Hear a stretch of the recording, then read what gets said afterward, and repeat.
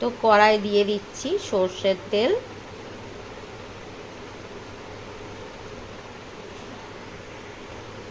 আর এই যে মশলা করব, আদা রসুন পেঁয়াজ লঙ্কা জিরে সব একসাথে বেটে নেব। তো এর আগে আমি কখনো না ওলে বা কচুতে পেঁয়াজ রসুন দিইনি, কিন্তু আজকে ভাবছি একটু পেঁয়াজ রসুন দিয়েই রান্নাটা করব। তো চলো চিংড়ি মাছটা আগে ভেজে নিই।